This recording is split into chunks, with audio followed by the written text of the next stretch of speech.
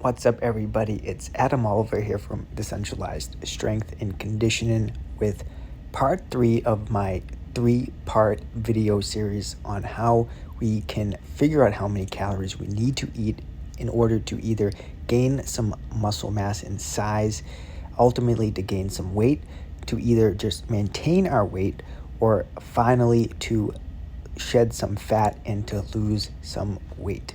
In the second video, we went over how to set up MyFitnessPal to integrate with the Decentralized Strength Fitness app. We also went over how to set up the steps, and I showed you my favorite features and how I personally log food into the food diary. In this video, we're going to connect MyFitnessPal and sync all the information with the app, and then I will show you how I personally go through and set your protein, your carbs, your fats, and how we will track it and look at the data over the long term.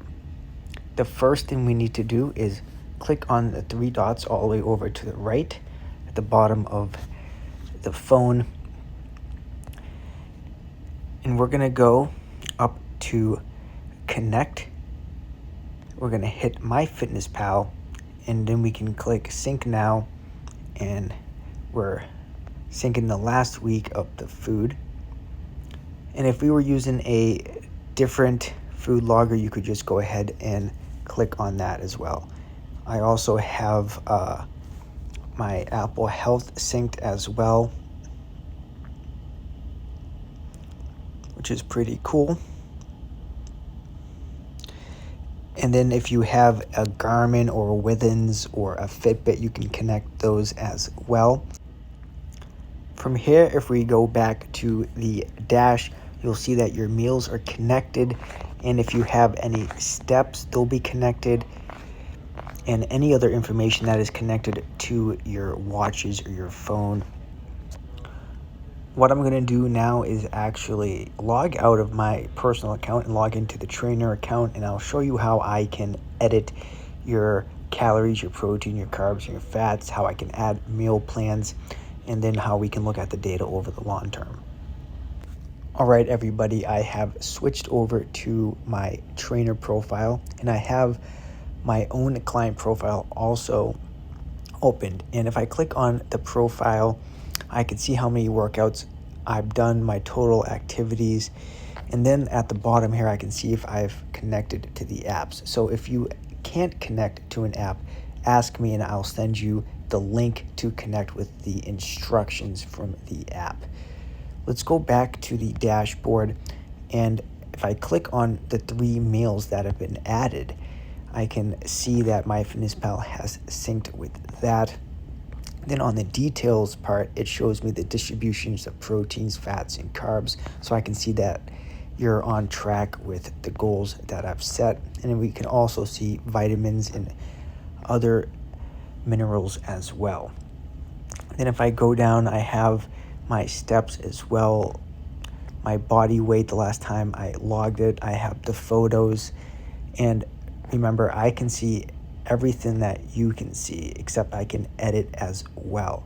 So what I can do is go over to the goal setting tab, which is next to the kettlebell in between the meals, and it has the calories per day. And if I click on the 3 dots there, only I can do this on my version, guys. I can go ahead and edit this for you. So once you send me your screenshots, I will look at that and I will pick out a number that I think you should hit for your calories per day. And then we have a few different types of macro splits. So it'll mostly be a lower carb, most likely if you're trying to lose weight, just a balanced diet if you are either maintaining or gaining weight. And then from there, we can always dial it in the future. And then depending on how many meals you eat, it only has 4, 5, or 6 meals per day if I want to track a meal plan.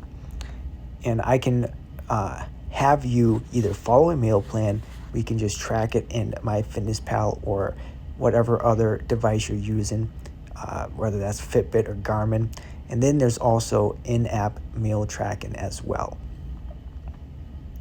But I would prefer you guys to use MyFitnessPal because they have the best database and they are integrated with the step counter and have a lot more to offer in terms of that than this fitness app does.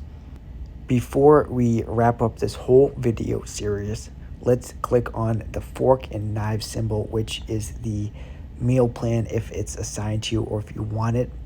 I typically just stick to very traditional meals and have the same thing over and over again, but it is a great way to get inspired, and they're very detailed and they give exact instructions on how to cook healthy meals.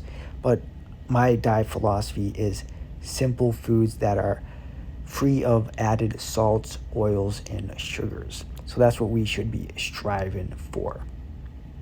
Eating our daily required calories dependent on our goal, and those calories should be real foods that are free of salts, oils, and added sugars.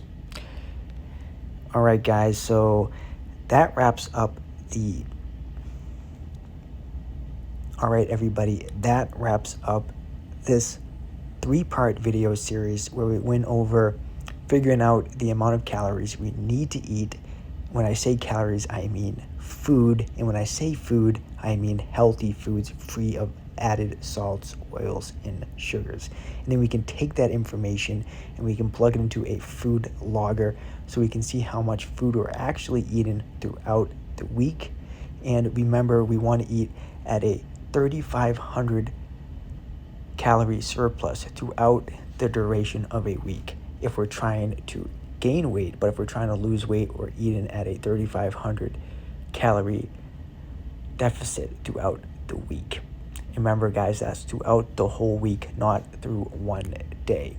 And then once we are all synced with MyFitnessPal, we can log into the fitness app and then sync it here on our end, and then I will set up your calories and your macros depending on the ideal body weight in the calorie calculator photos that you send me in the in-app messenger.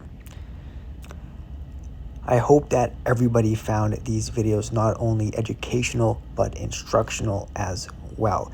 And remember, here at Decentralized Strength and Conditioning, we're decentralizing simple, safe, and effective ways to maximize on our physique, our fitness levels, and our athleticism throughout our whole lifespan so we can live a long, quality life. And nutrition is a huge aspect in that.